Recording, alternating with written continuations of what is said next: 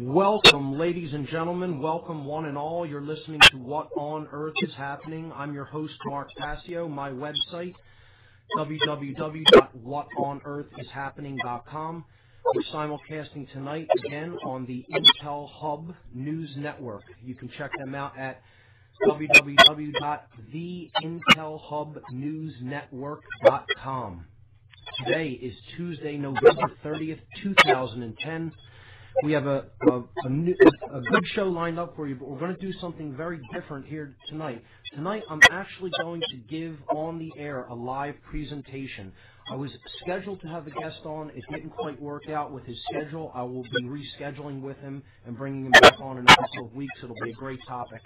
But I'm going to take a break from the normal routine of discussing mind control techniques, which we've been doing for several months now. We've discussed 11 out of the 14 mind control techniques that I had scheduled that we were going to go through in depth on this radio show. What we're going to do tonight is going to be a re-presentation of a lecture that I gave only 2 nights ago as part of a group here in Philadelphia called Survive and Thrive. And I have mentioned this on the show in the past couple of weeks, promoting this lecture that I was asked to give, this presentation that I was asked to give by the host of Survive and Thrive, which is a general survivalist meetup group that takes place here in Philadelphia monthly. The host of it is Fernando Salguero, and he asked me to come in and speak on the topics of natural law and sovereignty and how these principles are intricately and inextricably interwoven into the concept of human survival, the survival of the species. So I did that 2 nights ago, and it was an incredible success. Over 65 people turned out. They were all very receptive, and it was just a great group of conscious people who really, you could tell, wanted to know a lot more, had a lot of phenomenal questions in the question and answer session, and overall it was just really, really a great night, and probably the most fun I've had at one of the Survive and Thrive meetings ever.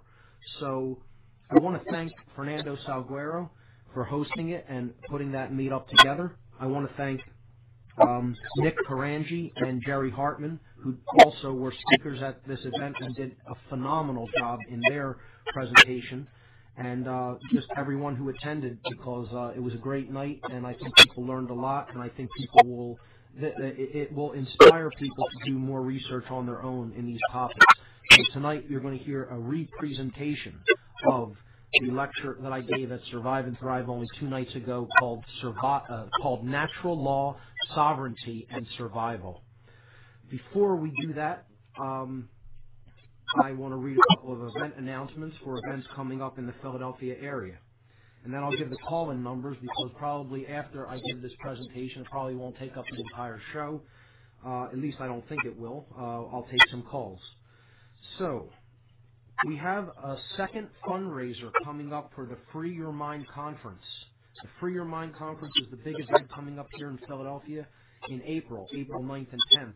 But we still need to raise a good chunk of money to bring in some of the speakers from out of town. It's kind of an expensive endeavor, to fly some of these speakers in and to lodge them for the weekend of the conference. So we really need some help. We can't do this on our own.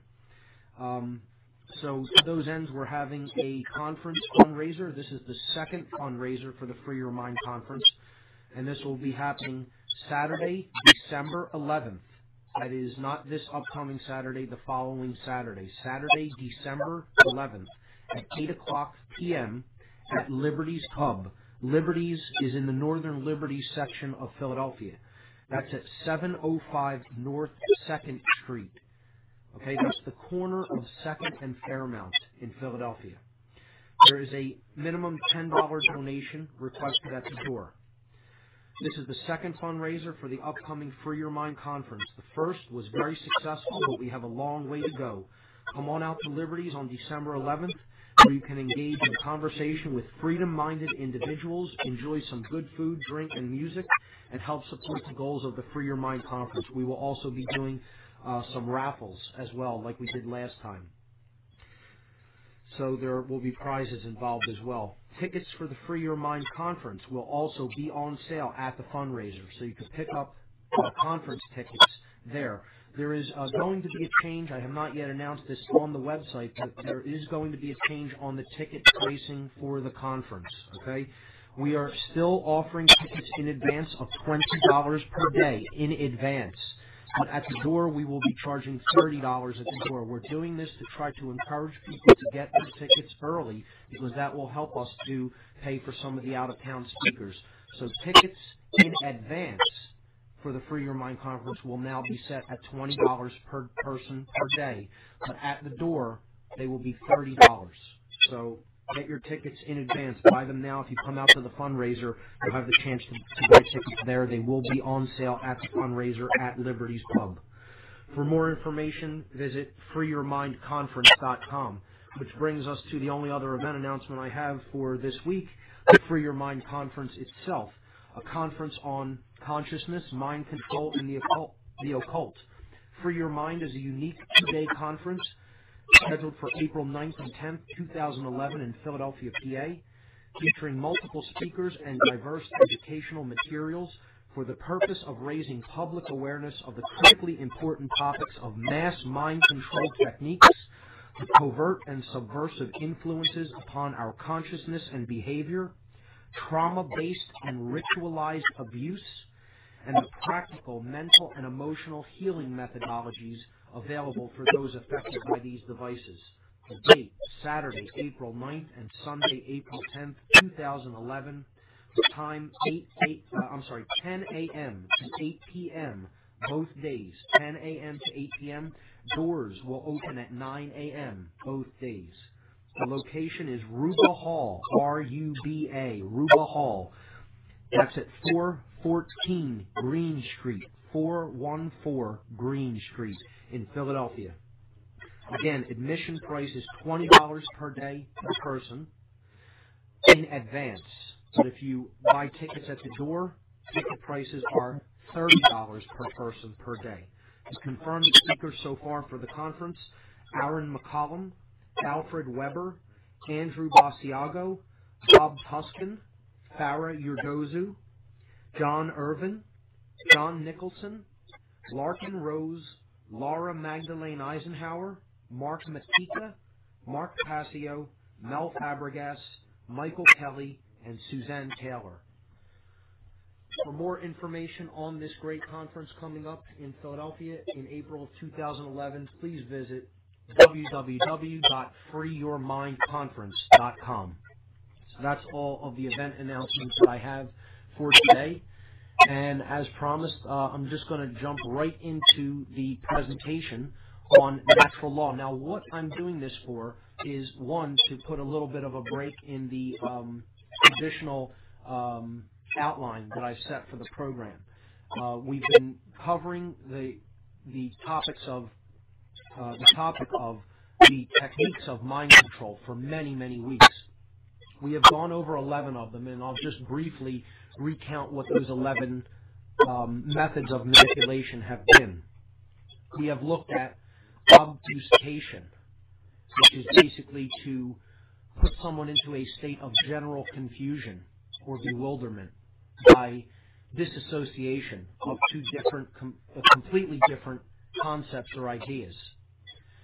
We looked at worldview poisoning, the poisoned view of human nature, of the value of the individual, and of the possibility for change, worldview poisoning. We looked at the exploitation of primal fears, fears that are rooted deep in the subconscious mind and are often there in the underlying genetic code of an individual because they have been present in the human psyche for thousands of years. So these are fears from antiquity, from the antiquity of the human species. And these primal fears are exploited by dominators to further control people. These we saw were the fears of darkness, the fear of predators, the fear of abandonment, and the fear of chaos.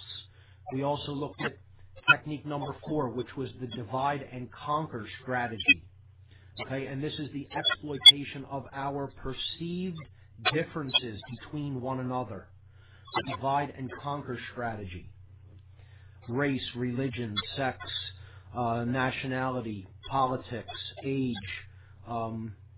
you name it, any way that we see each other as different from one another. That will be exploited and used as a means to conquer the population. The fifth technique was the school systems, the indoctrination methods that go to work on us from very young ages to get us not to think critically and to get us to basically go along with anything the state says, to look at the state as, big daddy. It's outcome-based education. It isn't based on actual, real, holistic intelligence. It is often purely a left-brain form of intelligence, the indoctrination system. Technique number 6 was controlled opposition. This is basically dialectical mechanics, basic dialectics, which pits two opposing forces off against each other, gets people to choose a side so that they are polarized against each other and end up fighting each other instead of understanding the force that's essentially conquering and enslaving them. Technique number 7 was the monetary system, and this is one of, if not the biggest of all of them, because this is the universal worldwide religion of the masses of humanity. And it is a religion. This is what I call the one and only religion, money.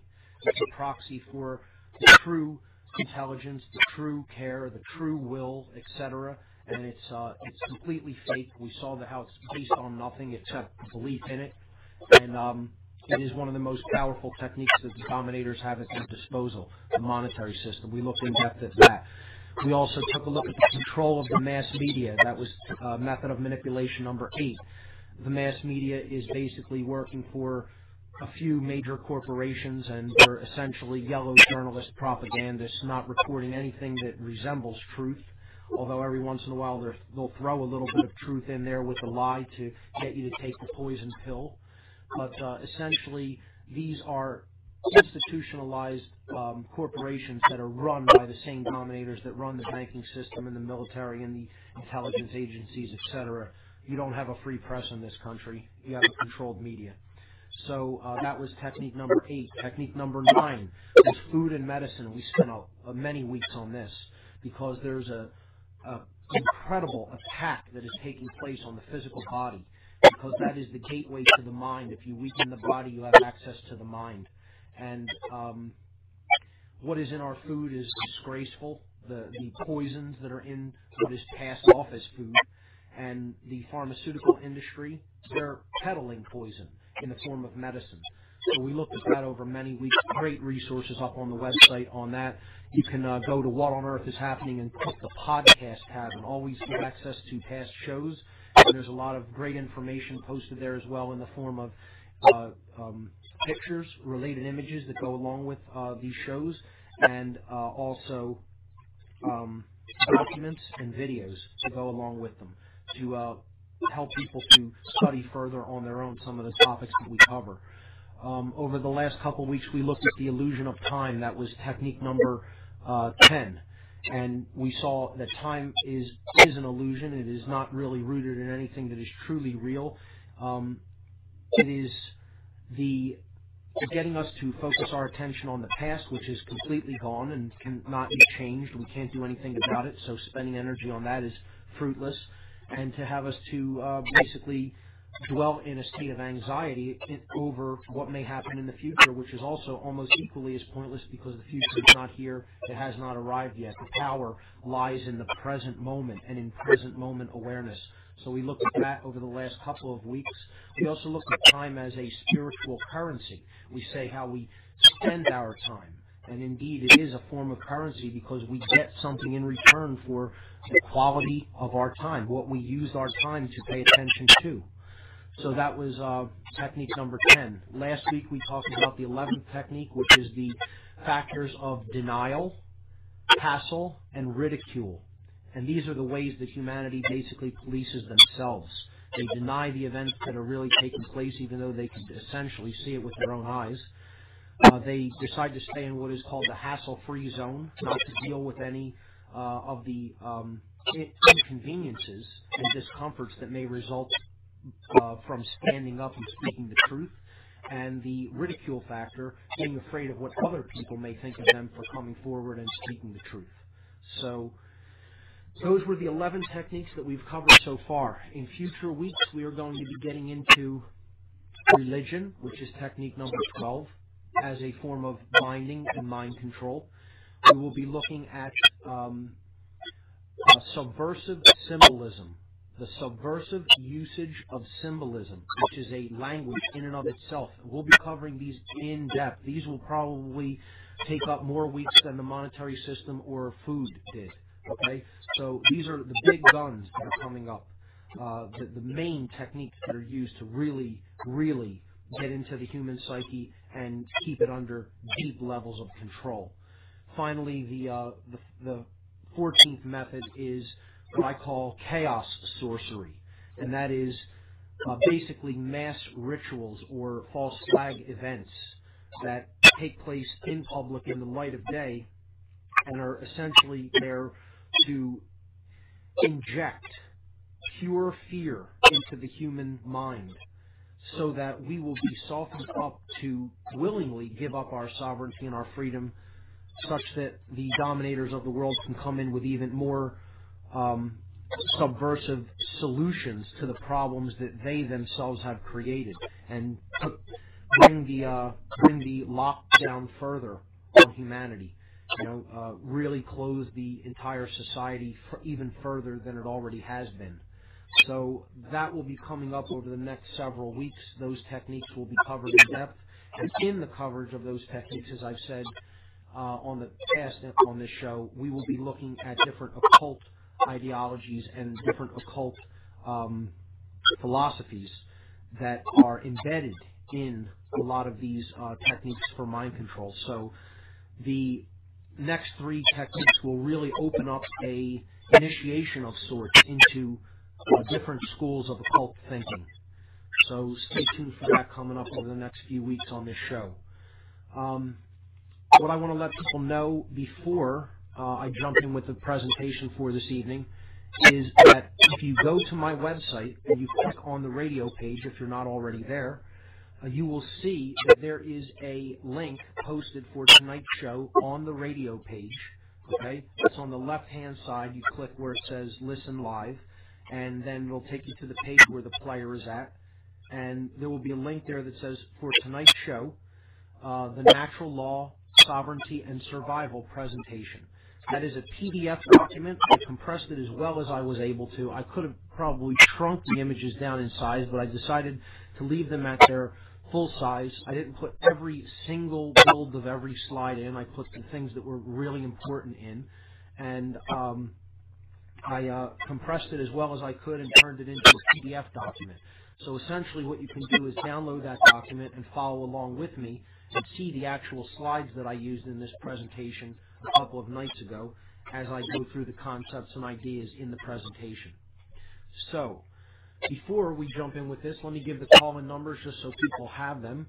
And I'm going to take calls after I'm finished going through the presentation. That's unusual. I don't usually do that. I usually will open up calls at any time during the show. But again, this is a special show. So calls will be probably in the last half hour of the show or so. Okay? And there are 2 call-in numbers. You can call into the talk show number. That number for call-in is 724-444-7444.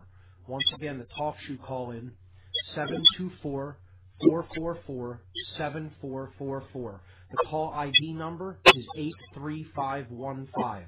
Once again, the call ID that you'll have to put in after you call that first number is 83515. We're also simulcasting on the Intel Hub tonight, so that's broadcast over Blog Talk. The Blog Talk call-in number is 646-727-3387. Once again, 646-727-3387. All right. So this presentation that I gave a couple of days ago at Survive and Thrive, Philadelphia, was called Natural Law, Sovereignty, and Survival. And what I basically told the audience when I began the presentation was that this will not be a political presentation. This will not be a religious presentation. This will not be a scientific presentation, as it is generally thought of in the term that modern science is thought of. And this will not be a New Age movement presentation, because all of those ideologies are essentially boxes for human consciousness that basically say anything outside of our box, the walls that we have erected, is unfit for human consumption. And unfortunately, the truth is too big to fit in any of those boxes. It is much bigger than any of those ideologies. The truth encompasses a much wider range. So we can't be limited to those four ideologies. We have to look outside of them for the answers. I hear the music. Be right back. Did you ever wish that you could have done something while you still had the chance? What will you do? Hey, I didn't mean to interrupt your speech there, man. Sorry. No problem. I heard the music kind of late, but I just broke in time. No problem. Oh, that was perfect time and it worked out. Cool. It's kind of low. I don't know what's going on with that. We'll fix all that stuff and get it working. Okay. It sounds good on the audience's end, though. Great. So how far are you in the talk so far? Slide 3. Got a long way to go. Did you get it up on your site? I did. Yeah, it took me a while to get it compressed into an acceptable size, because first time I did it, it was like, over 20 megabytes or something, or even more. And I was like, that'll kill the server. I got it down to like 8 megabytes. That's not too bad. Hopefully the server will put up with Mark, we're talking on air right now, off air right now, but we're still on your talk show audience, aren't we? Yeah, that's okay. I can edit that out. All right, well, hello to the Talk Show Live listeners, if there's any of them out there. There's a few people listening, actually quite a bit, on the Talk Show forum there. So glad to see that. Well, they're hearing us behind the scenes here. Yep. It's kind of like what Alex Jones does with his overdrive section, huh? Exactly. So you got to go to whatonearthishappening.com for the extra behind the scenes, break free stuff. For people listening on Talk Show, this is Bob Huskin of Truth Be Told. Theylive.com. Theylie.com. And he's also there you go. I'm getting my own commercial now. He's also a guest. He's also a host on the Intel Hub News Network. All right, well, let's go to their commercials for a little bit longer, and then we'll come back from the break and you can continue with your wonderful lecture. You got it, Bob. All right, thanks. Get your non-hybrid seed pack now. With the looming economic crisis, food shortages, and other toxic disasters, now is the time to be ready. Just click on the Heirloom Organics banner at the top of our Blog Talk Radio page today. Secure your future and the future of your family in hard times. Heirloom Organic Seeds.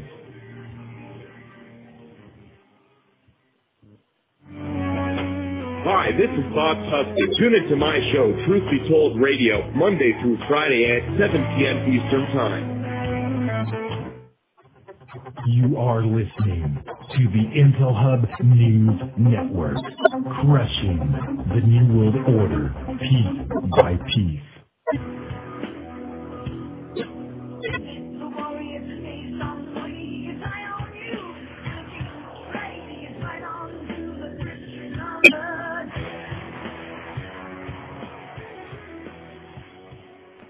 All right, we're back on What on Earth is Happening.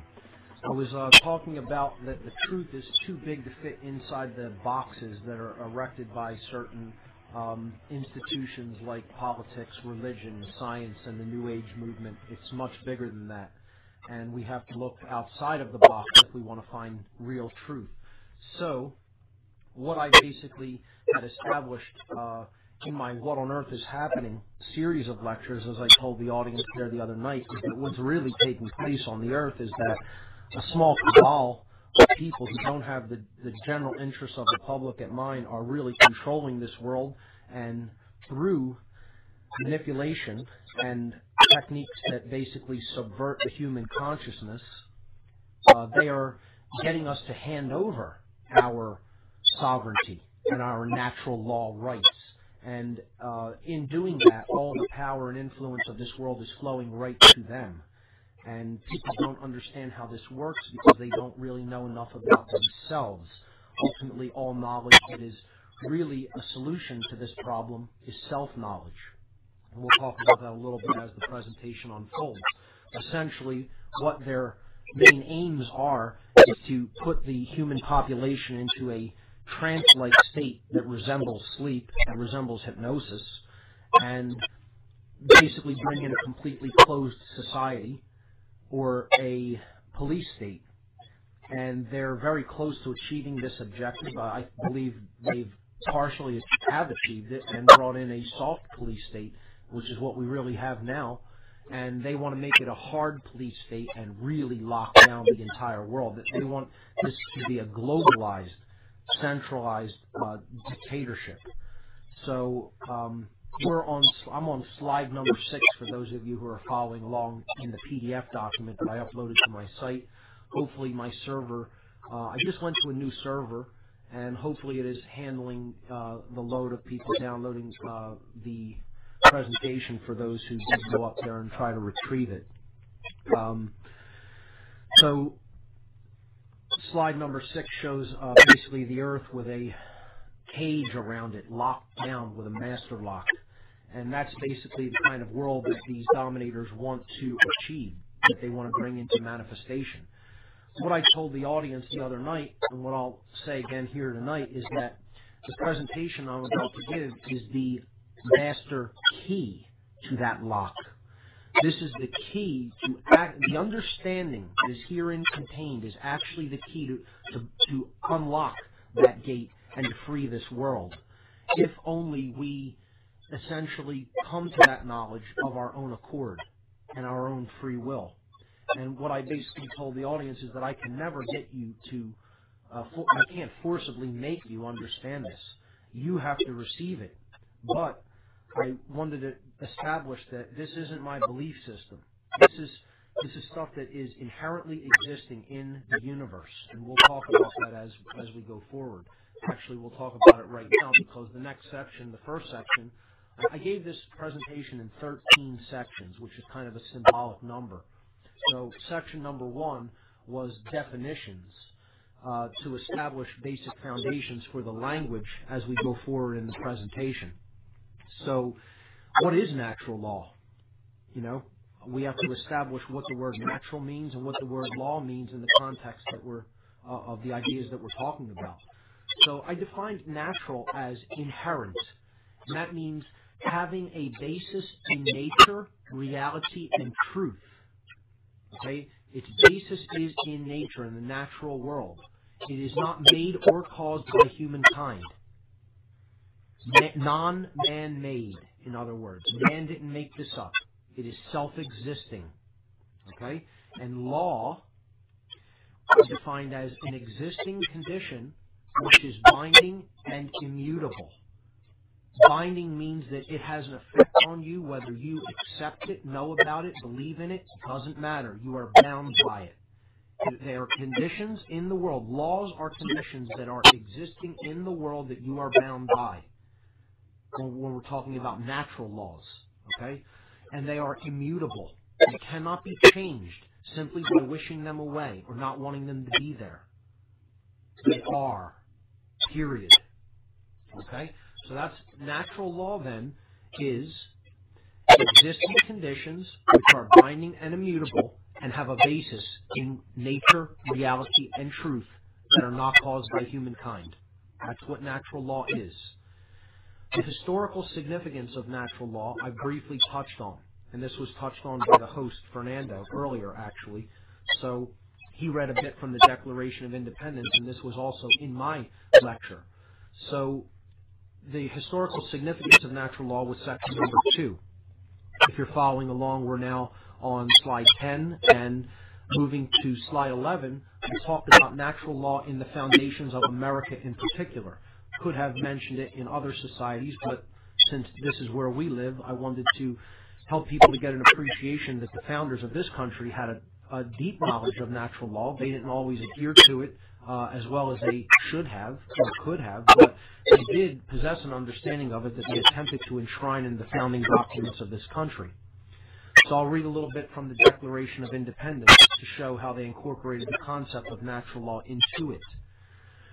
When, in the course of human events, it becomes necessary for one people to dissolve the political bands which have connected them with another, and to assume among the powers of the earth the separate and equal station to which the laws of nature and of nature's God entitle them, a decent respect to the opinions of mankind requires that they should declare the causes which compel them to the separation. Okay? So, in the first paragraph of the Declaration of Independence, natural law is mentioned. The laws of nature and of nature's God. Nature's God. Okay? The founding fathers of this country were deists. They weren't religionists. They were deists. They knew that there was a force of creation or a creator. And they knew that that was the force that basically created nature, the natural world. And that there are laws that nature is governed by, and that humanity is bound to those laws whether they like it or not. So they put that in the very first paragraph of the Declaration of Independence. Okay? Moving on to slide 12. They also said that we hold these truths to be self-evident, that all men are created equal, that they are endowed by their Creator with certain unalienable rights, that among these are life, liberty, and the pursuit of happiness. There's a lot of words in there that are important. First of all, we hold these truths with a capital T to be self-evident. Truth, not beliefs, not opinions, not trends, not current circumstances, but truths. Okay? And we hold them to be self-evident. They're so obvious. Okay? It's like saying the sky is blue. Okay? It's self-evident. At least it was to them. We've fallen a long way in our understanding of natural law since the founding of this country. At least most people have. All men are created equal. And by men, they mean mankind, men and women. Some people will claim they did not mean that, but I think it is something that if they did not mean, we should certainly include all people. It's not just men. And this is like as we say man, men. Man can mean a single man or man as a whole of the species. Okay, but they're saying all men are created equal. Created. That implies a creator. And then the next phrase talks about that. They are endowed by their creator. Okay? An endowment is a birthright. It means something that you have by nature of being born. You were given it by the Creator as a birthright. No one can take it from you. No one can grant it to you or take it away from you. And they go on to describe that we have certain unalienable rights. This means they cannot be separated from us. They cannot be made alien. A lien cannot be placed upon them so that they are separate from us. We always have them. We always have had them. We always will have them. These rights are eternal. They're not made by man. They're not granted by man. They were granted by the Creator. Whatever you happen to feel that force is for you, doesn't matter. You can imagine it however you like to imagine it. And it's your goal to get into touch with that through a one-to-one basis on your own. Okay, but these are not granted by men or women. They are not given to us. They cannot be taken from us. Oh, there are people who think they can, but in reality, they cannot ever really usurp our rights. They can make the claim and try to put that into practice, but the right still exists, no matter what the conditions on the earth are. Okay, they are inherent rights. Moving on, the next section is called General Principles. General Principles of Natural Law. And these were not specifically defined or gone through in order in the presentation, but I will touch upon where these happen to be talked about as we go further into the presentation, okay? There are 7 basic principles to understand when talking about natural law. Natural law is ultimately expressed through 7 basic principles. Principles, the word principles means first things. And as we've said on the show in the past, when it comes to our principles, we have to put these first things first. We need to be more concerned with principles than anything else, because principles are based in truth. Those who know and adhere to these principles. Now, notice I didn't say believe in these principles. These are not things that need to be believed in. These are things that are in existence. They are naturally occurring in the universe. Okay? They are inherently extant. They exist. We need to recognize their existence, to come to know them. Not believe in them, but to know them and adhere to them. Okay, so those who know and adhere to these principles possess the key through which the wisdom of the universe is unveiled. And that's a big statement. That's a big claim. Okay? However, that is the truth. If we really do understand and know these principles, and then we live in harmony with them, the amount of wisdom that will open up to us is scarcely imaginable to us in the current conditions that we live in. These 7 principles of natural law, the basis, the foundation for natural law, are the principles of mentalism, correspondence, vibration, polarity, rhythm, cause and effect, and gender. Okay? So I'll briefly touch on them. I won't get into them in depth, and then you will see how these will apply as we move forward in the lecture. The principle of mentalism is simply that everything that exists first as a mental construct. The mind is the essential generator of everything that we experience. Okay? The universe that we experience comes into being as a result of how we think. Our experience will be dictated by how we think. As a man and woman thinks, so they will be. The principle of correspondence is that the universe is self-similar across all scales, from the macrocosm to the microcosm. It is essentially fractal and holographic. All right? As above, so below. As takes place in the microcosmic universe, it will be reflected into the macrocosmic universe, or the larger. As the things that take place and enter into manifestation on the small scale, okay, you will see the larger scale be reflective of that, and vice versa. All right? The principle of vibration. Everything vibrates. Nothing rests. Everything is composed of vibratory energy. I hear our break music coming up. Stay tuned. Coming up to another break. I'm Mark Passio. We'll be right back.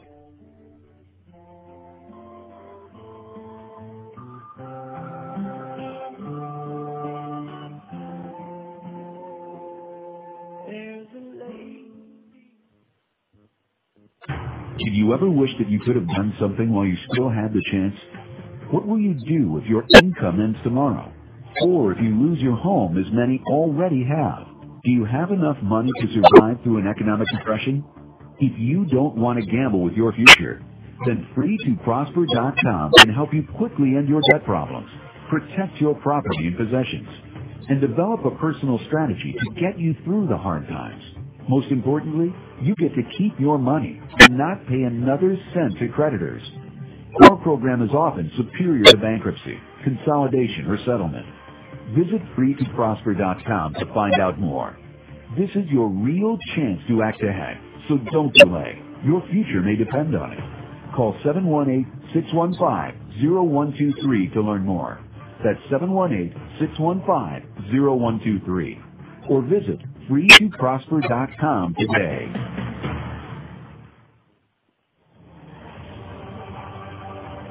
In a world where corrupt officers and oligarchs have seized control of the population, total tyranny is amongst us. The burden of humanity rests on our shoulders. The only way out is to expose the global crime syndicate known as the New World Order. Together, we are all one. Together, we are Intel soldiers. The battle for free humanity ensues. Join us in the fight.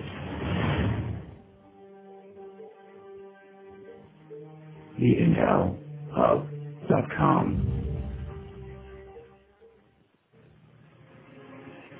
Secure your future. Get your non-hybrid seed pack now. With the looming economic crisis, food shortages, and other toxic disasters, now is the time to be ready. Just click on the Heirloom Organics banner at the top of our Blog Talk Radio page today. Secure your future and the future of your family in hard times. Heirloom Organic Seeds.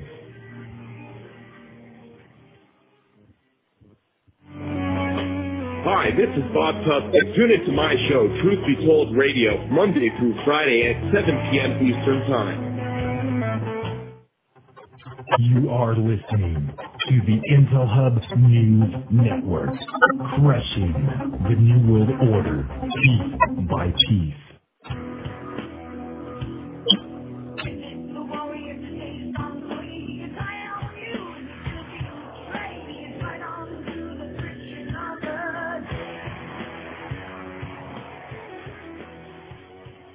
Okay, we're back on What on Earth is Happening. I'm your host, Mark Passio.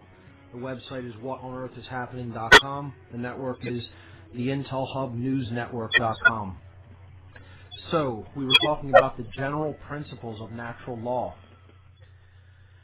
The principles of mentalism, correspondence, vibration, polarity, rhythm, cause and effect, and gender. And some of you may know these as the Hermetic principles, and indeed they are. But these are the principles that govern natural law. I was talking about the principle of vibration. This is that everything in the universe is essentially composed of vibratory energy. And we can employ different vibrational states to change what we experience. The principle of polarity. Everything has a positive and a negative pole to it. The principle of rhythm. Time and consciousness move in cycles. The principle of cause and effect. Effect invariably follows cause. For every effect, there must be a prime cause. And the principle of gender. Everything essentially has a masculine and feminine component to it. So these general principles will be touched on. They will not be gone into in depth, but they will be touched upon as we uncover natural law, what it is, and how it works. So I'm now going to slide 16 for those who are following along in the PDF document, and that will be posted with the podcast to the website in the podcast section. I usually post the podcast the following day after the show. I have a section called Discovery versus Belief. So this is section 4. I started this with a quote from Soren Kierkegaard. There are two ways to be fooled. One is to believe what is not true, and the other is to refuse to accept what is true. So the first way to be fooled is to believe what is not true. The second way to be fooled is to refuse to accept what is true. And that's the decision that humanity basically faces. And they usually fall into both of these, and people believe all kinds of nonsense and refuse to accept the truth. And that's why we're in the mess that we're in. Well, my presentation isn't about belief at all. I think we need to steer humanity away from belief in general and get people to start looking at what it actually is present in this world. The truth. Okay? Things that actually do manifest in reality. And there is such a thing. You know, the opposite of that there is no such thing as truth, is an ideology called solipsism, which we've talked about on this show pretty extensively. And it is the biggest lie that can ever be bought or sold. And, you know, the ideology that there is no such thing as truth is the most dangerous and slippery slope to totalitarianism that there is. Because if there's no truth, there's no right or wrong, and therefore man gets to make up what is true, what is right, what is good, and decide that he's God, essentially. And that's what the ideology of solipsism is. It's outlined in the book 1984 by George Orwell. Solipsism is specifically mentioned. So, in general, belief, I'm on slide 18 now, is, you know, I have an image of a guy jumping off of a cliff saying, I don't believe, ... And then the next slide, slide 19, is him falling to his doom. And, you know, as he's falling, he's saying, in gravity. And then there's going to be a splat there at the end because he wants to refuse to accept something that simply is true, a natural law known as gravity, thinking that he's going to defy it because he doesn't want to believe in it. The universe doesn't work that way. And like a physical law like gravity, the natural laws do apply in the same way that gravity does apply. It does not matter whether you believe in them or not. They are extant. That means they exist in and of themselves. They are self-existing principles, and belief in them is completely irrelevant. We're not talking about belief here. We're talking about recognition or discovery of principles that exist. Okay? So the next slide, slide 20, is Mikhail Bakunin, the father of modern anarchy. He says that the liberty of man consists solely in this, that he obeys the laws of nature because he has himself recognized them as such, and not because they have been imposed upon him externally by any foreign will whatsoever. Recognition, discovery, that's what we're talking about, not belief. No belief is required here. No belief is required of anything that is said on this show at all. Look into it. Discover it for yourself. Or discover the contrary, if that's what the information leads you to. Consciousness is the next section. To understand natural law and how it works, we need to know a little bit about how our consciousness works first. And we've covered this extensively on this show, so this will be a recap. And, you know, I don't think you could ever repeat this information too often. The more you go through it, the more it sinks in, the more you come to understand it. And the more you think about these things, the more of an appreciation you have for them. So I think it's important to recover ground that's already been covered. I don't think it's wasted time. I think that helps to solidify some of these concepts and ideas for people. Many people need to hear things multiple times before they really become entrenched. Okay, so before ideas sink in to the extent that they're really applicable in someone's life. Okay, so consciousness, how we're defining that as in the context of this presentation, is the ability to recognize patterns and meaning with respect to events taking place both within oneself and around oneself. It's simply the ability to recognize patterns and meaning, okay, both internally and externally. And consciousness has a polarity to it, in gender. Okay, so this is the principle of gender coming up here. There is a masculine and a feminine component to consciousness. The masculine is called yang energy, which is solar or of the sun. It is active, analytical, dominant, aggressive, and corresponds with the left brain hemisphere. There is also feminine or yin energy to consciousness, and that is lunar or of the moon. It is passive, intuitive, submissive, compassionate, and is largely governed by the right brain hemisphere of the brain. Okay? Moving on to slide 24. Consciousness has three basic expressions. There is a creative principle, and again, a feminine and masculine principle. Okay, so we see gender employed here again. All right? So, our thoughts are the first expression of our consciousness. This is the creative principle of consciousness, or the father of this trinity of consciousness. The emotions. This is the internal or feminine quality of consciousness, the feminine principle or the mother of this trinity. This is the yin energy or internalized energy of consciousness. All right?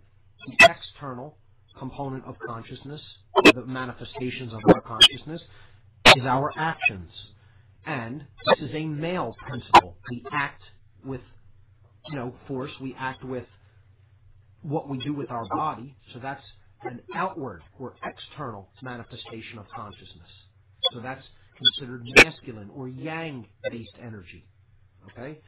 So since our actions are the byproduct of our thoughts and our emotions, this is considered a child, because it is born into existence after we have had thoughts about something and emotions about it, and then we act on it. So that's the fruit of our thoughts and our emotions, or the child of the trinity of consciousness, thought, emotion, and action. Okay? And since it's masculine, it's considered a male child or a son. All right? Moving on to slide 25. Consciousness is expressed through the physiology, through the human brain. And we broke down the triune brain, a three-part brain structure that we all have. And the first component of the brain, the component structure, is the reptile brain, the brainstem, and the cerebellum.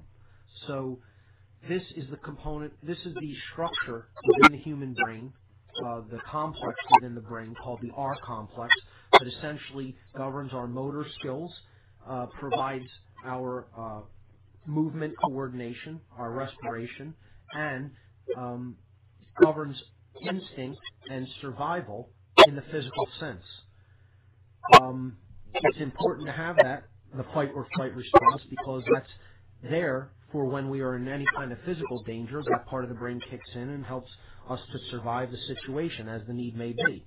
Dwelling in it is a problem because it will destabilize the other components of the brain if we really live from a pure physical survival standpoint only and dwell completely obsessed by the material world. Okay? So it's a necessary component of the brain, but we don't want to dwell there because it's the lowest consciousness of the brain structure. The mammalian brain is also known as the limbic brain. This is slide number 26. It's highlighted in yellow there. Okay? This part of the brain governs our emotions. It makes possible our emotions to be felt within the body because of the chemicals that it outputs. And this is known as the midbrain. Now, all human range of emotions basically are chemicals that are secreted make that range of emotion possible. So both positive and negative emotions both are basically generated through this complex in the brain, the limbic system. All right? So that's the internal qualities of consciousness, generated through the limbic system. It's the emotional machinery for the brain. Finally, on slide 27, we see the human brain, or the neocortex. This is responsible for higher order thinking and higher order thought function, conceptual thinking, reason, logic, science, mathematics, creativity, art, intuition,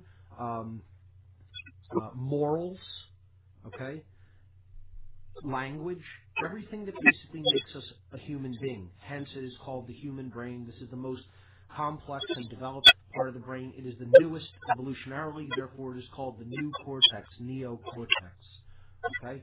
Now, in the next slide, 28, we see that the human brain is bilaterally symmetrical, meaning it is composed of two equal hemispheres. The left hemisphere, or the male hemisphere of the brain, which I've marked with a upward pointing triangle and the word yang to correspond, again, in gender. The principle of gender here applies to the brain. This is the male hemisphere of the brain.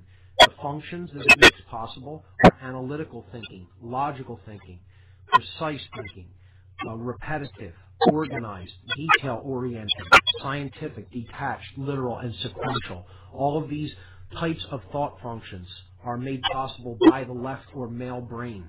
Okay, this is yang energy. The symbol of yang energy is the upward pointing triangle or the blade. Okay, the right brain basically makes possible quite the opposite functions of thought and consciousness. It is more creative, it is imaginative, it is general, it is intuitive, conceptual, it grasps the big picture, it is heuristic or holistic, it is empathetic, okay, empathy. It is figurative and irregular thinking or nonlinear thinking, okay, non-time bound thinking. So this I've marked with yin, the word yin, and a downward pointing triangle, which is the chalice or the symbol of feminine energy.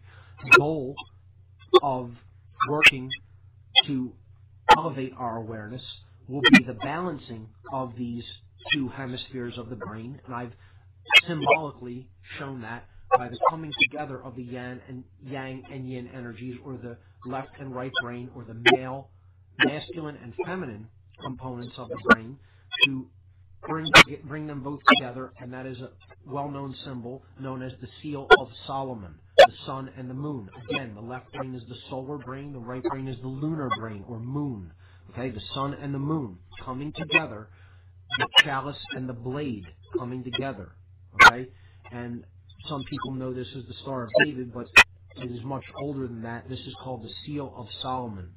Okay, the sun and the moon coming together, or male and female coming together, the chemical wedding, the balance of consciousness between male and female, left and right brain hemispheres. In the next slide, I show what a balanced brain looks like versus what an imbalanced brain looks like. When we dwell chronically in one brain hemisphere modality or another, no matter what it is, no matter which hemisphere is dominant, the neocortex becomes destabilized. And we see the result here. This is a PET scan showing global EEG coherence in the neocortex on the left, and showing a person who basically has neocortical brain damage. And these are not holes in the brain physically, they are areas of electrochemical deadness, or the complete reduction in neural activity in certain areas of the neocortex of the brain, the higher thought center of the brain, meaning that this person cannot really engage in, on the right, the person whose brain is labeled damaged there on the right-hand side of the slide, slide 29. Their neocortex is damaged, and this person in this state can probably not engage in much conceptual or higher order thought functions, sadly. Okay? And this, I put this slide in the presentation on natural law to help people to understand why there are so many people out there who are willing to try to tread all over other people's natural law, God-given rights, and try to usurp their sovereignty. And it is because that is what their brain looks like. Okay? Unequivocally, I will state, that is what their brain looks like.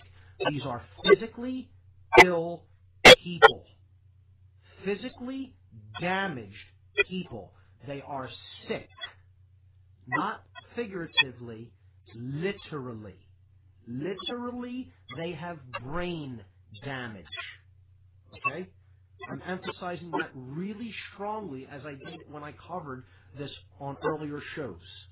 Okay? Dominators are physically sick people that need help. They need healing. This is what their brain looks like on the right. They need to be brought back to the state of a normally functioning brain, which is the one on the left. All right, so let's move forward. Slide 30, natural law, also known as. And this is a brief section where I just basically explain to people that natural law has been called different things over many years. Okay, and these are essentially the same principles that are applied in these different types of ways of looking at natural law, but they have different names, and maybe people have heard about natural law under a different name. One is the law of cause and effect, and I gave a couple of quotes to basically show the general principles as people know them under these names. Okay, so for the law of cause and effect, I put down effect invariably follows cause. This is a more scientific way of looking at natural law. Effect invariably follows cause, and there we have the law of cause and effect. Okay, for every action there exists an equal and opposing reaction. This is one of Newton's laws of motion in the physical sense. Okay, so this also applies in the non-physical sense, or in the sense that how natural law governs human behavior. Okay, that's the law of cause and effect. The law of attraction. There are some quotes that demonstrate this, and this is something that is pretty hot in the modern world. People are all talking about the law of attraction and how to employ it. Okay, the energy that you emit is the energy that you attract, and that is essentially true. Energy flows where attention goes. Attention, along with time, being the other spiritual currency that we employ. What we pay attention to is what we get more of. Okay? And not in the sense that if you are becoming aware of some of the negative things that are going on, that means you're going to get more of that. It means put your attention on frivolous pursuits, and pretty much you're going to be ruled by people who have the will to rule you. Okay? You want to not pay attention to what's really going on in the world, well, you're going to be treated and your life is going to result accordingly. That's what it means. It does not mean this New Age BS notion of looking at the global conspiratorial aspects of what's happening as far as the organization of evil in this world is going to get us more evil just because we're trying to discover how that's working and taking place. Because in looking at that, in looking at all that shadow material, the solution lies therein. It helps to wake us up to what the solution really is. The things that we must not do, not continue to do, and continue to support. Okay? So, energy flows where attention goes. Law of attraction. As you think, so you shall be. I've already stated that on this show. Okay? Karma, or moral law, natural law has also been called. And I illustrated this with the famous quote, you reap what you sow. Okay? The seeds that you plant are the fruit that you're going to get back. Again, the universe is like a gigantic mirror. The energy we put out into it is the energy we receive back from it in the form of what manifests in our lives. And finally, the golden rule, do unto others as you would have done to yourself. Quite simply, and if people lived it, the world would transform overnight, but sadly they do not. Or most of them do not, I should say. Okay? Natural law expressions. This is the bulk of the presentation. Essentially, this is how natural law works, to put it quite simply. We're at slide 32 now. Okay? So, slide 33, I'm going to start filling in this chart on the expressions of natural law. There's, of course, a positive expression and a negative expression of the energies that are used that basically make natural law go into effect. Okay? So, again, here we're seeing the principle of polarity. All right? There's a positive and a negative expression to how natural law works. All right? In the next slide, we're looking at the basic two polar forces. Again, the polarity principle, okay, that generate this is called the generative force. Generation means creation. These are the two principles, the two energies or polarities that we use to create that which we manifest in the world. Okay? So these are the two basic emotional polarities. The positive one is love, and the negative expression is fear. Okay? These are the generative forces, the only two real generative forces that exist and that we have to work with. Every decision that we make is ultimately a decision between these two polarities. So, in the next two slides, I show representations of what these forces basically look like if we were to give them an image. Okay, of course, in reality, they don't have an image, but we're trying to illustrate concepts here, and we do that by, putting some graphics onto some slides that are appropriate to the concept. Okay, so slide 35 shows love, and slide 36 shows fear. In slide 37, I show the initiative expression of natural law. Okay, and again, we're going to show this in both the positive and negative expression. Okay, there's always a polarity that is inherent to these expressions. When you use love, the initiative expression, or in other words, the first phase, the beginning stages, is we seek truth.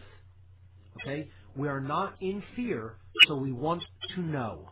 This is the desire to know, seeking truth, and it manifests as knowledge. So knowledge is seeking truth. Okay? The opposite of this, or the negative expression of the initiative expression of natural law, is ignorance. So this is the negative beginning stage. Ignorance. This is where you say, you don't want to know. I don't want to know that. I refuse knowledge. I refuse truth. This is the refusal of truth. Okay? So that's based in fear. Wanting to know is based in love, or the expansive force of consciousness. That's ultimately the sense that we're talking about love in here. This isn't the romantic Hollywood movie, romance novel version of love. Okay? This is love as the force that expands consciousness and wants you to look at that which is and understand that which is. Okay, that's the sense we're using love here. So, ignorance is based in fear, knowledge is based in love. Okay, and in the next slides, we see representations of knowledge and ignorance. And I'm sorry, it looks like I got slides 38 and 39 reversed. I will fix that and re-upload the document. But slide 38 should be the knowledge slide, and slide 39 should be the ignorance slide. So,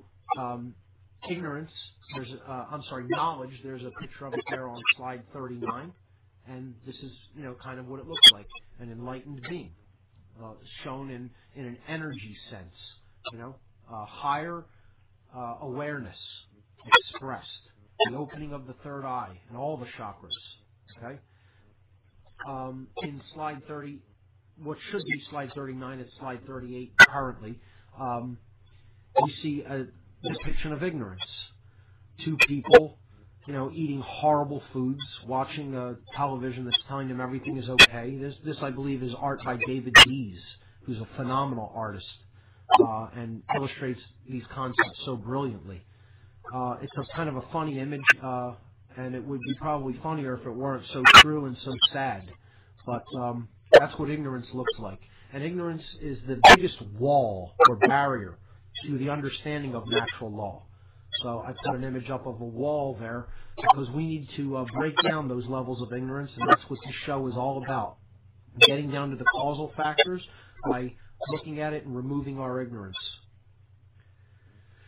Thomas Jefferson is quoted on slide number 41. He said, if a nation expects to be ignorant and free in a state of civilization, it expects what never was and never will be. So he's talking about ignorance here and how it is diametrically opposed to a free society, and I could not agree more. He understood it very well. The more ignorant we are as a whole, the more enslaved we will be. If we want to be free, we have to become knowledgeable, most of all, about ourselves. Okay?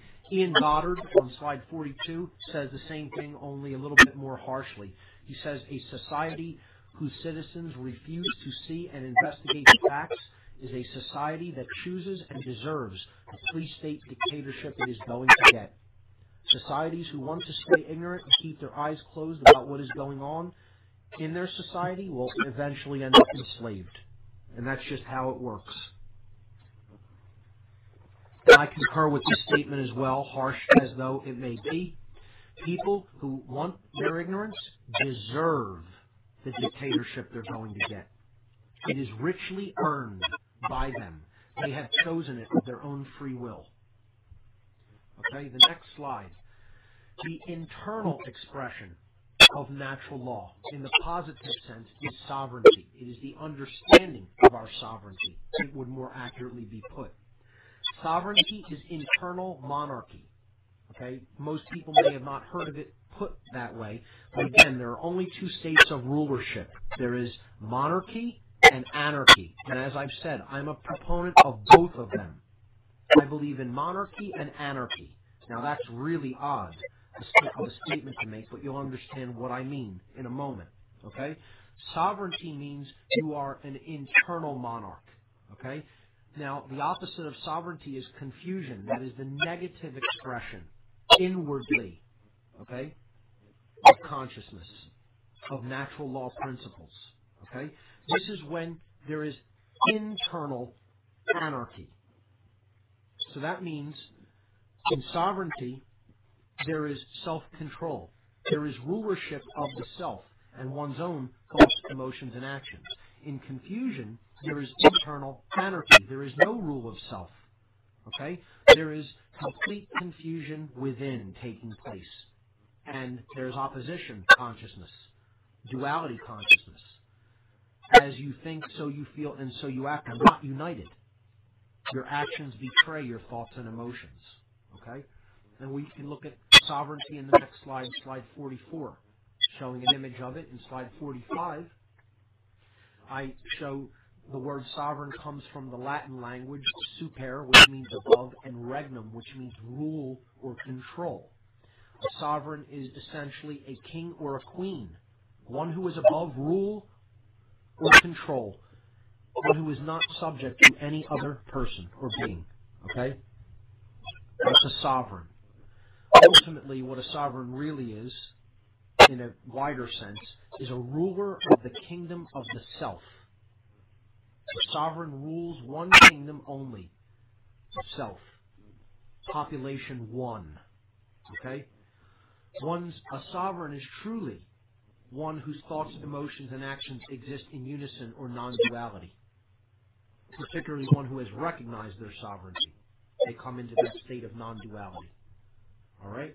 So it's about unison, becoming one, becoming whole, meaning bringing your thoughts, emotions, and actions into alignment, non-contradiction, non-opposition. Sovereignty is self-ownership. It is internal monarchy. Monarch means one ruler. That means I rule me. I own me and rule the kingdom of myself. Period. No one else owns me. I do recognize my sovereignty. I do employ unity or non-duality consciousness. As I think, so I feel, so I act. So that's what it's all about, self-ownership, and that means you have become a monarch, the one ruler of you, self-control, self-governance. Okay, confusion in slide 46 is there. Okay, that state is a state of being completely broken up internally. You're in a state where you don't know what's going on inside of you. You haven't looked at your actual self. You don't know about your own consciousness and your own psyche. And so you're in a state of internal opposition consciousness. That means that your behaviors are in contradiction to your thoughts and your emotions. You can think and feel one way and act a completely different way. Ultimately, you're in opposition with your own self. And this leads to opposition in the external world. That's the correspondence principle. As there are more people in internal opposition, there are more people in external opposition.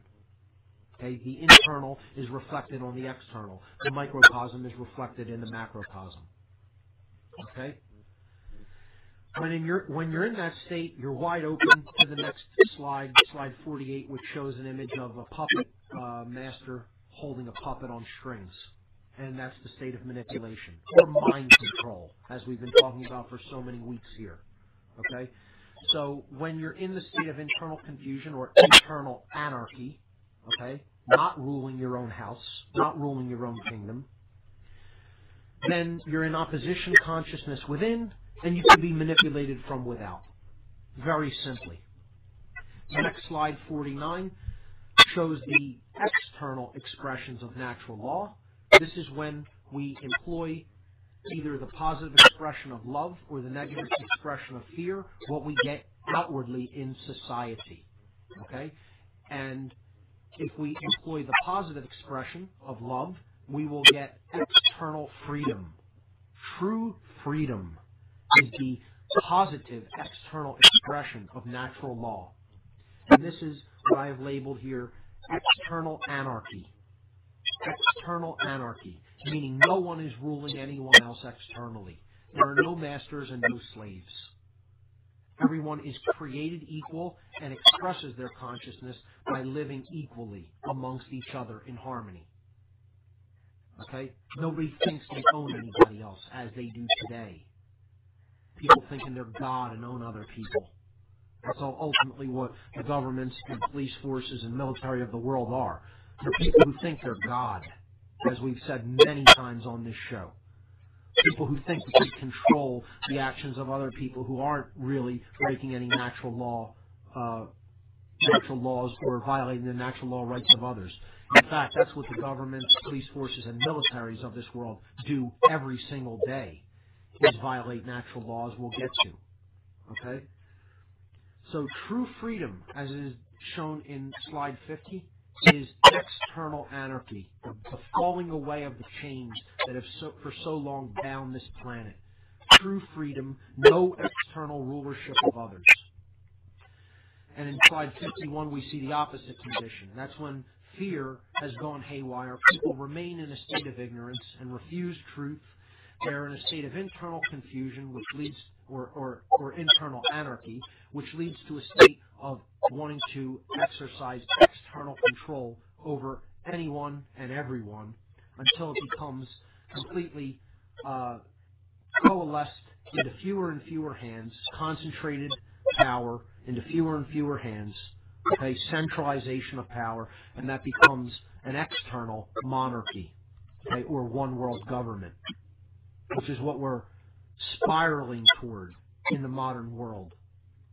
And that's external monarchy, meaning there is one force that is ruling everybody. Okay? Moving to the next slide, which I believe is slide 52. The chart is completed here, and we see the generative expression, or the manifestation of natural law in our world. There's a positive expression when we have moved through all of these other states by using the generative polarity of love. We get a generative expression or manifestation called order, or what we recognize and know to be everything that we experience as good in the world. Things are ordered, they are peaceful, they are in harmony, they are good. Okay? If, on the other hand, and you can see images of this in slides 53 and 54, if, on the other hand, we have used the polarity of fear, dwelt in ignorance, confusion, and then brought it through to attempt external control of others, we result in mostly what the world is like today, a state of chaos. And this is what we're ultimately trying to avoid by helping people to understand how these natural law principles do indeed work. In slide 55, we see a very simple idea. When you start using the generative polarity in the positive sense, you cannot create any of the negative expressions. Okay? The positive generative force, which is love, can only create the positive expressions in this chart. They do not cross over. So if you employ love, you cannot create ignorance. If you employ knowledge, you cannot create confusion. If you employ sovereignty, you cannot result with control, chaos, or evil, etc., etc., etc. They move in one direction. They are mutually exclusive forces. When you employ one, you get one set of results. When you employ another, you get a completely different set of results. This is very important, okay? They are indeed polarized principles. The principle of polarity applies here, okay? Moving to the next slide, slide 56. These are the four polarities that natural law is essentially recognized through. And we'll get to those when we come back. I call this section, the next four sections, I call Know the Difference. We'll highlight some of the differences to help us understand natural law. I'll be right back.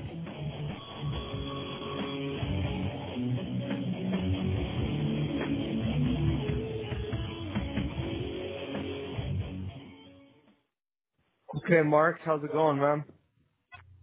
Great, man.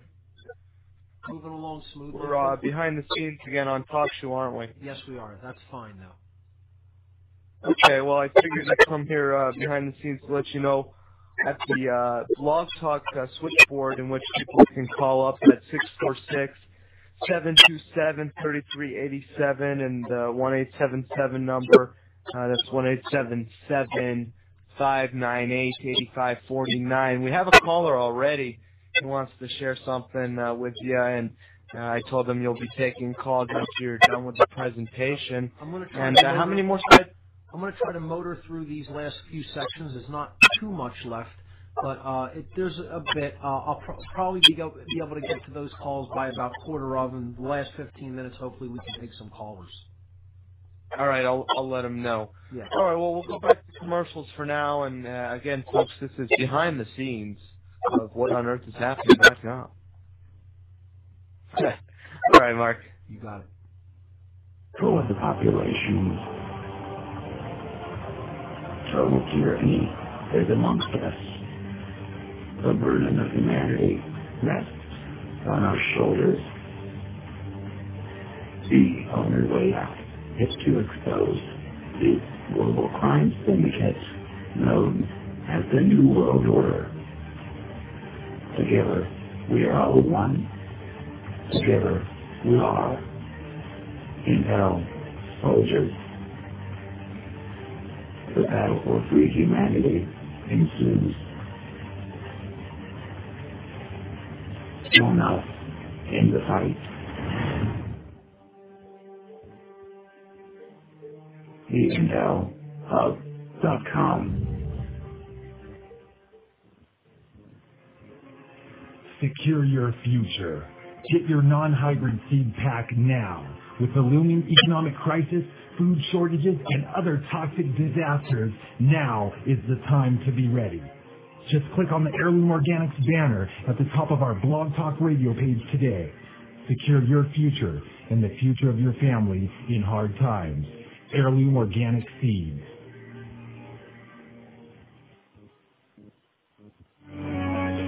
Hi, this is Bob Tuskin. Tune into my show, Truth Be Told Radio, Monday through Friday at 7 p.m. Eastern Time. You are listening to the Intel Hub News Network, crushing the New World Order piece by piece.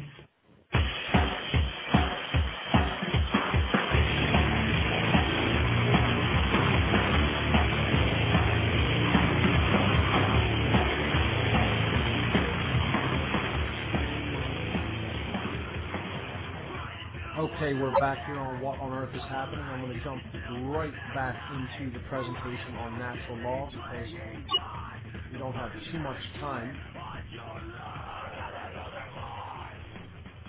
So here we go. Know the Difference is the next section. And we're on slide 56 here, and moving right to slide 57, we're going to attempt to understand the difference between right and wrong. And that sounds overly simplified, and, you know, it's the year 2010, and I feel like I need to be explaining to people the difference between right and wrong, really. But unfortunately, that's the world that we live in, it seems, and people don't really make much of a distinction between this because of the amount of moral relativism that exists in our culture. So when we use the word right, we often mean correct, meaning 2 plus 2 equals 4. You're right, correct. So it is something that is based in truth, we use the word right to represent. We also use it to represent something that is moral. That action was right to take. It is based in natural law. Okay? It is right. It has not harmed anybody. Okay? So again, actions based in it do not result in harm to other sovereign beings, to other living beings, period. Okay? Again, we're defining right here in the negative sense. That which does not result in harm is right. You are right to take that action. Very simply. Okay? Does it result in harm to another being? Or does it result in usurping their natural law rights? Well, if it does, it's not right. If it does not result in any harm, that is within your right to take that action. Wrong, on the other hand, we use the word wrong to represent something that is incorrect. As I said the other night, you could say 2 + 2 = 5, and that's the wrong answer. Quite simply, it's not based in truth. That's not the truth. But when we use the word wrong, we also mean immoral, meaning something that somebody did not have the right to take an action. Okay? That was wrong to do that to your brother or your sister. Okay? Actions based in this result in harm to other living beings. Quite simply. It can't get any simpler than this, folks. The concepts of incorrect and immoral are equivalent, and the concepts of correct and moral are equivalent. If something is based in truth, it is based in principles, it is based in natural law, it will not result in harm. If something is not based in truth, it will not be based in natural law, it will result in harm. It can't get any simpler than that, and I cannot get anyone to accept that. There is no way I can make you accept that.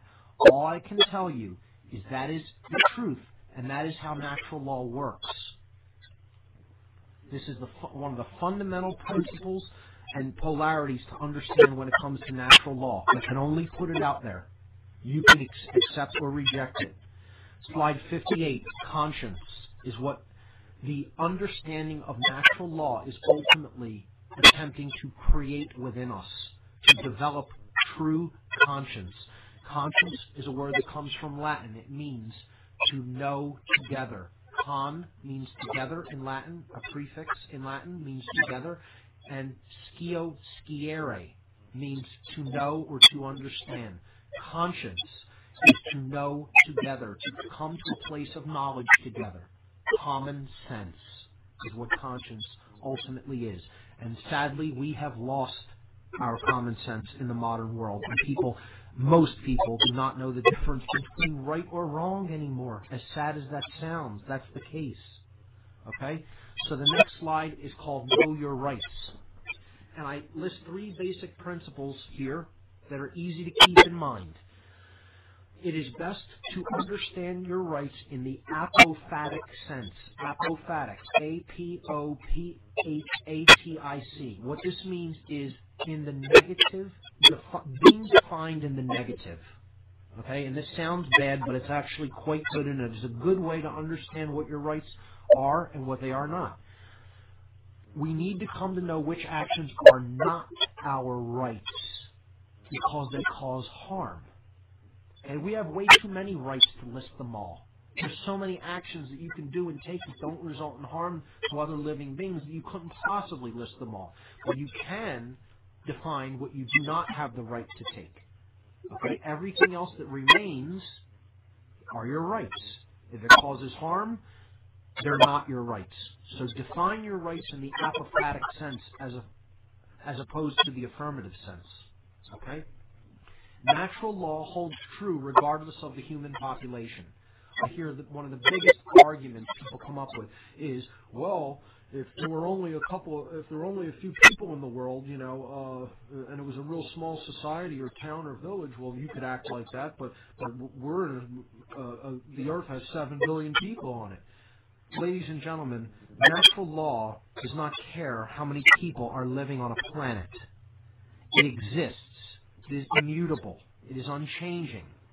Your rights are not going to change whether there's 1 person or 2 people, or whether there's 20 billion people on a planet. It doesn't make a difference. The human population is irrelevant when it comes to natural law rights. Your rights hold to be the same, and what your rights are not hold to be the same. In other words, right and wrong is the same regardless of how many people there are. Okay? When in doubt as to whether an action is in harmony with natural law, simply visualize the scenario of a world where there are only 2 people. And this is an exercise I've talked about on this show in the past. Okay? If something is wrong to take an action where there are only 2 people, it's wrong to do it in a world where there are 7 billion people. All right? So if there's 2 people living in the world, I can't go over and say, I'm stealing the food that you produced, and I'm going to come and take this much of it after you produced it. You can't do that. Okay? That's wrong to do in a situation where there's only 2 people. It would be wrong to do in a situation where there's 10 billion people, or any amount of number of people. All right? If I can't say, I'm going to sit back and not do anything, and I'm going to there's only 2 people in the world, I'm going to take the product of your labor because I say I'm allowed to do it. I've given myself the moral authority to do it. I'm claiming that authority, and I'm saying that you're bound to it. If there were only 2 people in the world, and another person did that to you, you'd laugh at them and probably go after them with a club. Okay? However, people do that now in the world all the time, and we think that this is morally sanctioned. You know, they actually believe that nonsense. That they have the moral sanction to do that because they're the government.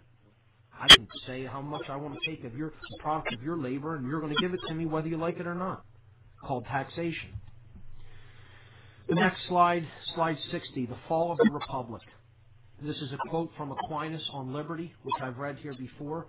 Because choice is subsequent to a judgment upon the truth of the matter presented, it is an immutably true principle that human liberty depends entirely upon judgments which conform to the natural law.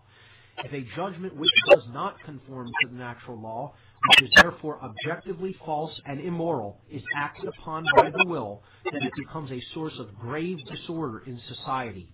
Exponentially multiply these numbers of individual immoral acts, and you have a republic that collapses from moral decay in a short period of time. And that's why we went from a republic to a soft police state, which resembles feudalism and is moving toward a state of neo-feudalism, which is going to be what the New World Order ultimately is. The Dark New World Order, I should say. Okay?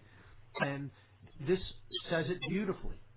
You believe in things that aren't true. You're acting upon something that you haven't established the truth of, and therefore you're making judgments which don't conform to natural law because they're not based in truth. Okay? The action that you take with your own free will becomes a source of chaos, a source of disorder. When you exponentially multiply that, when everybody's doing the same thing, okay, then you get a society that collapses and becomes a closed society or a police state. And this is the correspondence principle, the principle of correspondence, as above, so below. When you have a few people doing it, it builds up disorder and chaos, and then when you have a lot of people doing it, you see that chaos reflected in the macrocosm on the large scale, a whole society. Next slide, know the difference, force versus violence. Okay? So this is the second polarity of natural law. The next slide shows that law, in other words, this is natural law versus man's law. Know the difference between natural law and the law of man that we scribble down in law books. Okay? So on the next slide, 68, you see a chart. Natural law on the left, man's law on the right, depicted as lowercase L-A-W. Okay? Natural law is based in principles or truths. Man's law based in dogma. Dogma, which means unchallenged belief. Claims of authority, and then the unchallenged beliefs in those claims. I depict the dichotomy between these two concepts. I show on slide 69 a man who embodies living according to principles and truth like Gandhi versus the dogma contained in a myriad of law volumes that are just spewed all over the place, and we're expected to understand what's in all of these codes, rules, and regulations, which are ultimately nonsense. Okay? Which one do you think emits a more powerful energy? It's pretty self-evident. All right? The next slide, 70, shows that natural law is harmonized with, meaning we come into compliance with it, we come into harmony with it, based on knowledge. It is harmonized with due to knowledge that is recognized. We have recognized the truth of natural law, and therefore, by our own volition or free will, we have come into harmony with it. Man's law, on the other hand, is simply complied with due to fear of punishment. And slide 71 shows this dichotomy. Knowledge being acquired, someone becoming enlightened as to what the forces of the universe really are, there on the left, versus a person who, just wants to stay out of their prison cell, and therefore they're taking their actions from the lowest place of consciousness possible, which is fear. The next slide shows that natural law is immutable. It exists for as long as the universe exists. We've talked about this concept already. Man's law, on the other hand, changes on the whim of legislators. So therefore, it can be legal to do things one moment and illegal to do it the next.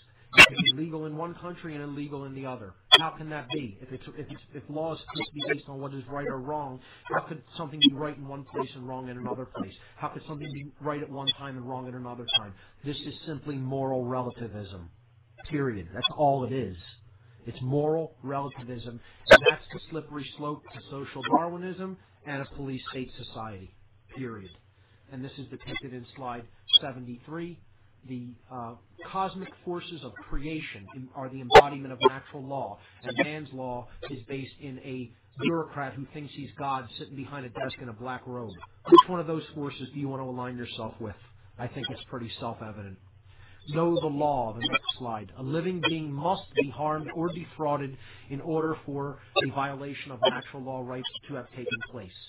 And there's so many offenses in modern man's law society that there is no harmed party, and yet they want to try to take other people's freedom when there's no harmed party, and this is nonsense.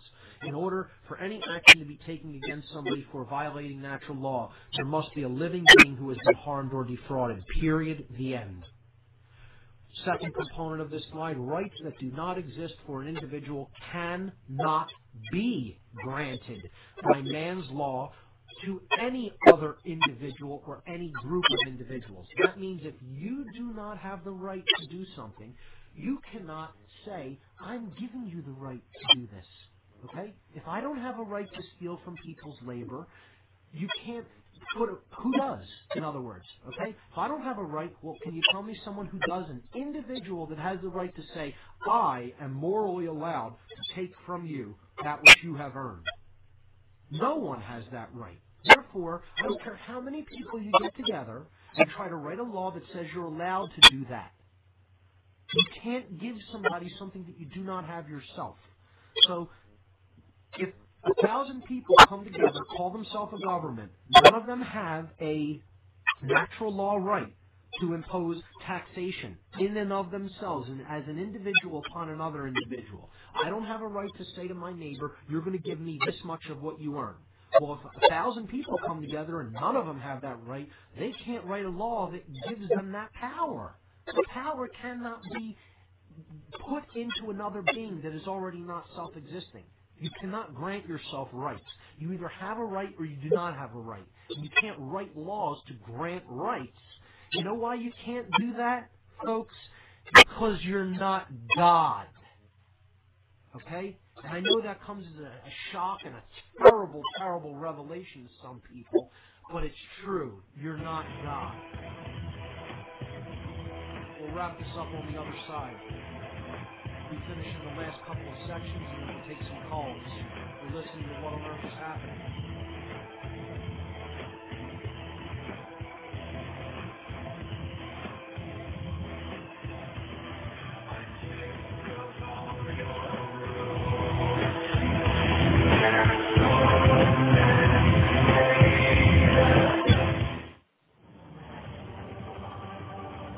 In a world where corrupt oppressors and all idle access to use control of the population.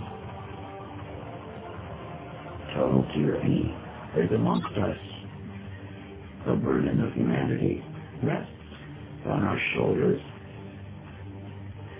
The only way out is to expose the global crime syndicate known as the New World Order. Together, we are all one. Together, we are Intel soldiers. The battle for free humanity ensues. Join us in the fight. TheIntelHub.com.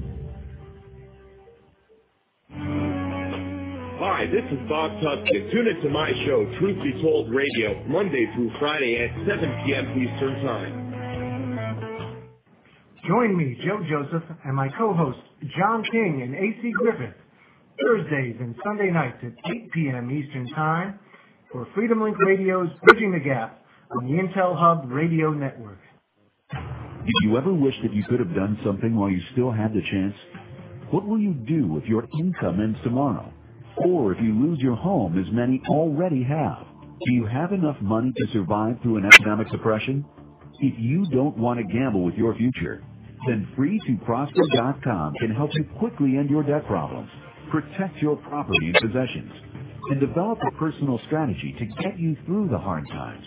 Most importantly, you get to keep your money and not pay another cent to creditors. Our program is often superior to bankruptcy, consolidation, or settlement. Visit FreeToProsper.com to find out more.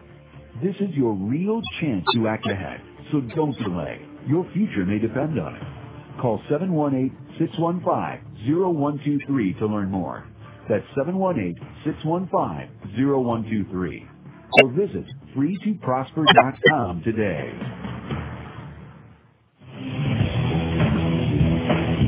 Let me make decisions without your television. Let me hear you speaking. Okay, we're back on What on Earth is Happening, jumping right back into the presentation. We're on slide number 75, which says, so what does this mean for man's law? And in the next slide, slide 76, we see, if man's law is in harmony with natural law, it is redundant, meaning it states what is self-evident. Natural law is always in effect. So if man's law is just writing down something that is already in effect, it's a redundancy. It is therefore unnecessary. If man's law is in opposition to natural law, it is both false and immoral, as we have already seen, and therefore it cannot be binding upon anyone. So what does that mean for man's law? In slide number 77, significantly, in light of natural law, man's law is irrelevant. The next slide, to know the difference, responsibility versus abdication. Well, responsibility is what this is all ultimately about. Our responsibility, our ability to respond. That's what our sovereignty really is. The control over our own thoughts, our own emotions, and our own actions. The only three things we really have the right to control.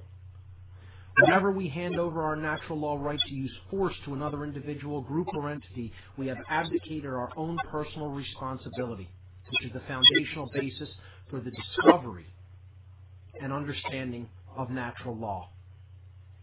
Okay, so I actually kind of glossed over a section.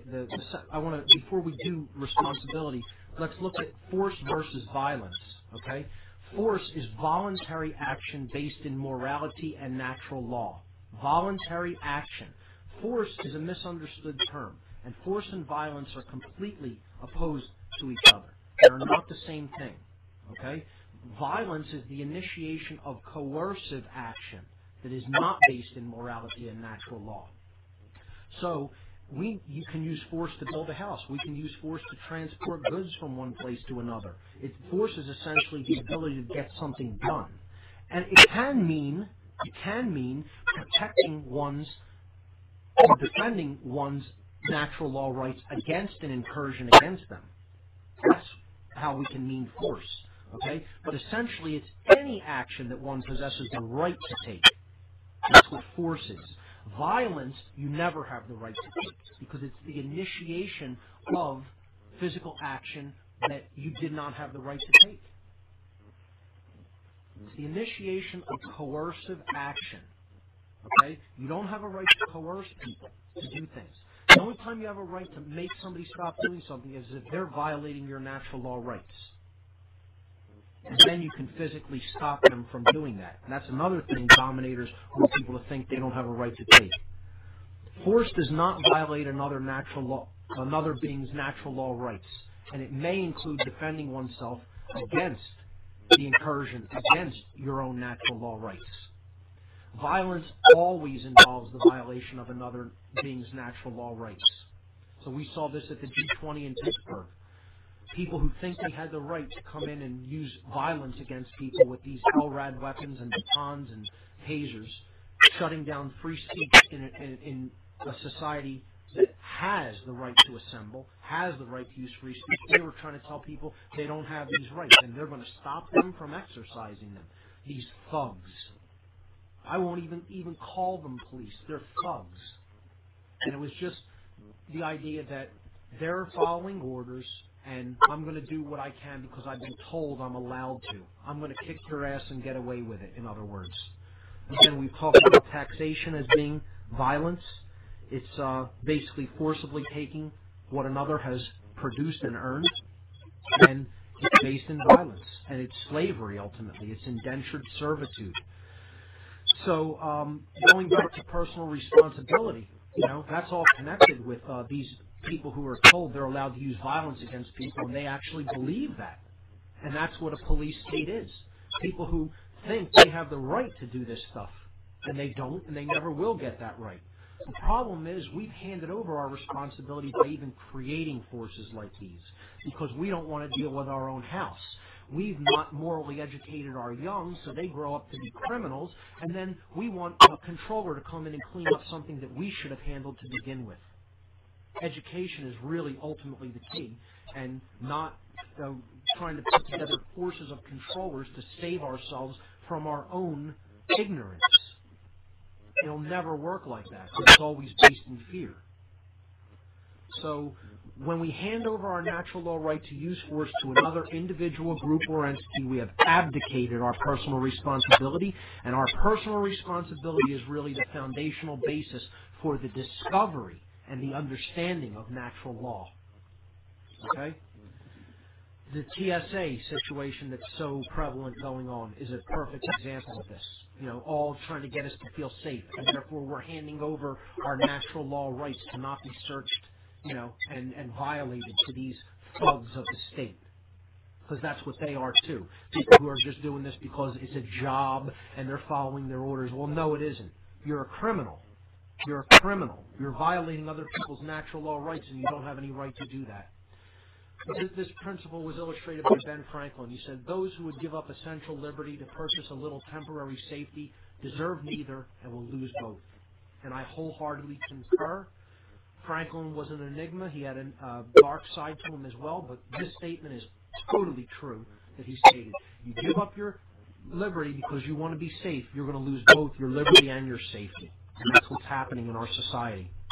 Gerald Massey, Egyptologist, said they must find it difficult, those who have taken authority as truth rather than truth as authority. Again, people who accept claims on authority over other living beings and the usurpation of their natural law rights. This was so prevalent in the Nazi dictatorship that happened during the 1930s and 40s in Germany and other societies like in the Soviet Union.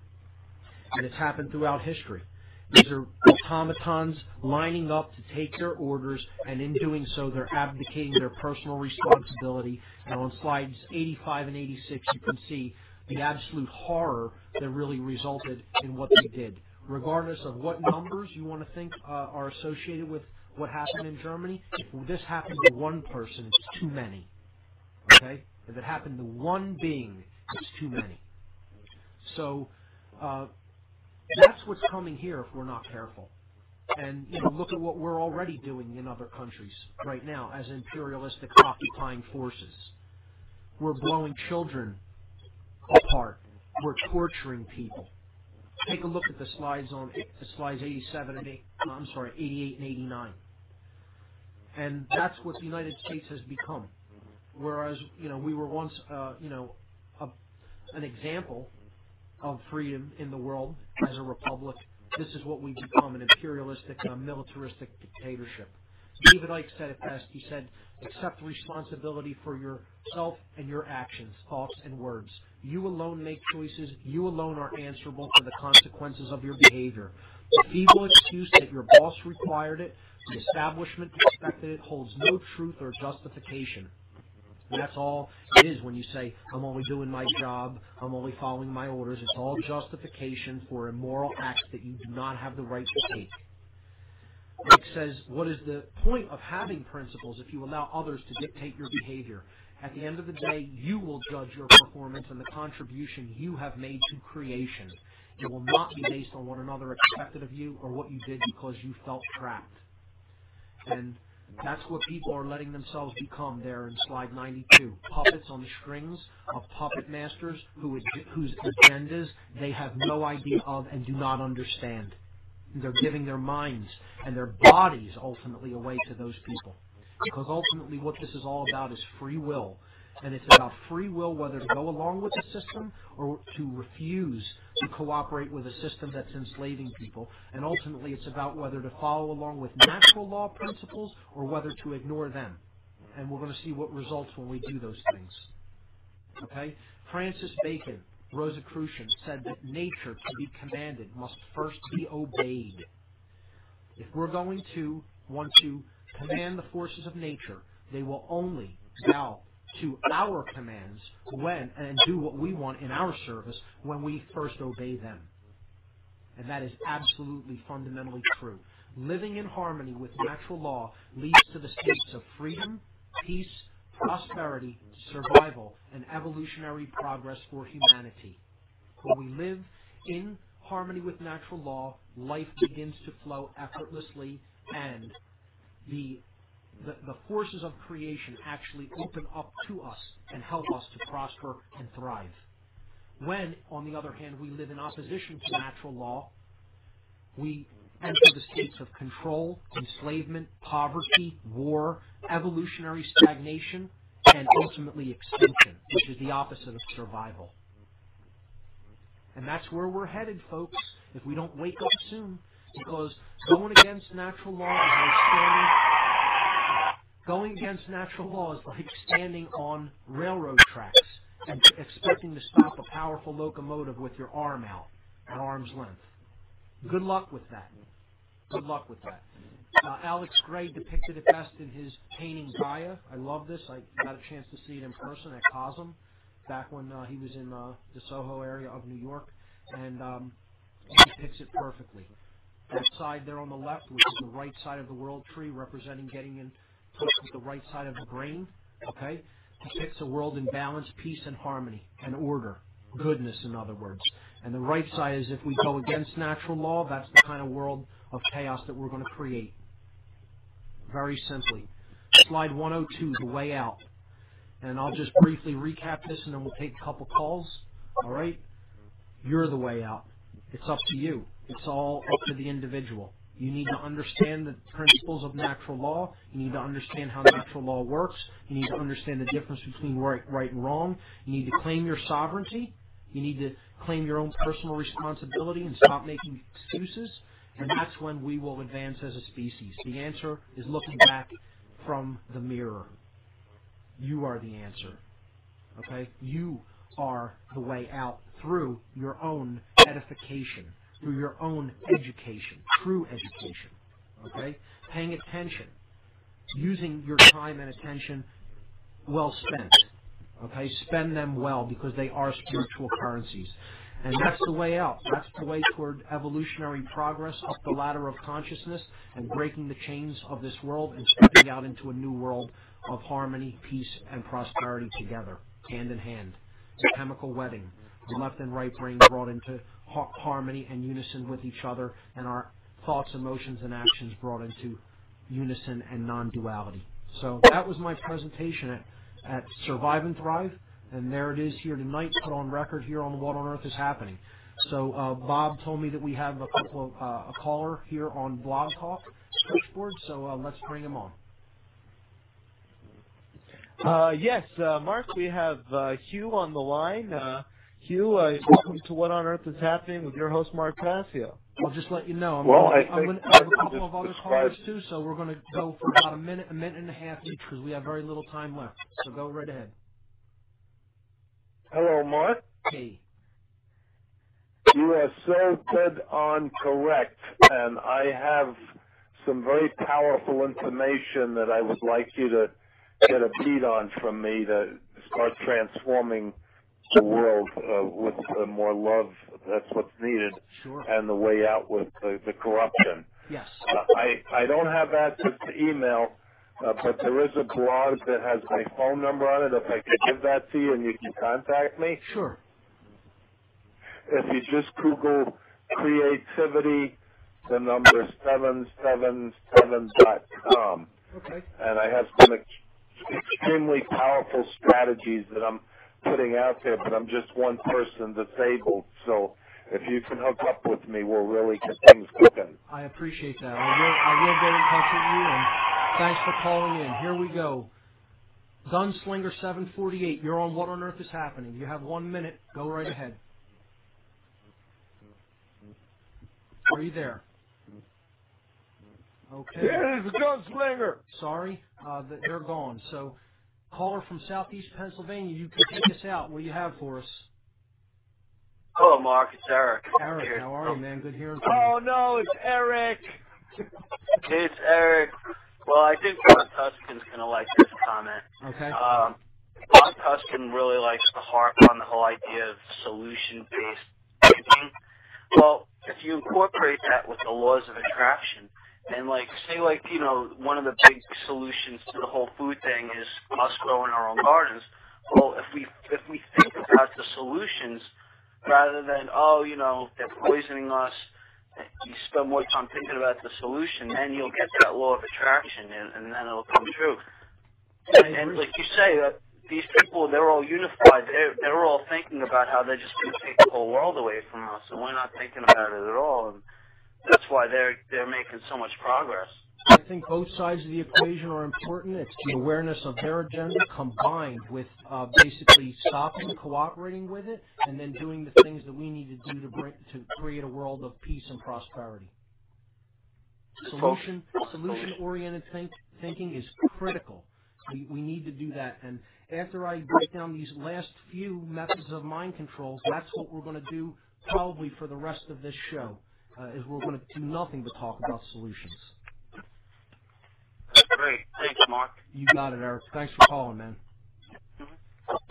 All right. So, we're about at the end of the show. We've got about a minute left. I want to thank everybody who called in. And it was a good special show where I got a chance to give a presentation that I gave. I had a little bit of an error in there. I had a slide reverse. I'll correct that and post that tomorrow to the podcast. You can pick up the podcast with the slides for the presentation tomorrow, and I'll maybe link to some videos that talk about these concepts as well. So that's all we have time for tonight, ladies and gentlemen. Going to wrap it up. I'll see you here next Tuesday night at 8 p.m. Eastern on What on Earth is Happening. WhatOnEarthIsHappening.com. In theintelhubnewsnetwork.com. Good night, everyone. There was a riot on the street. Tell me where were you?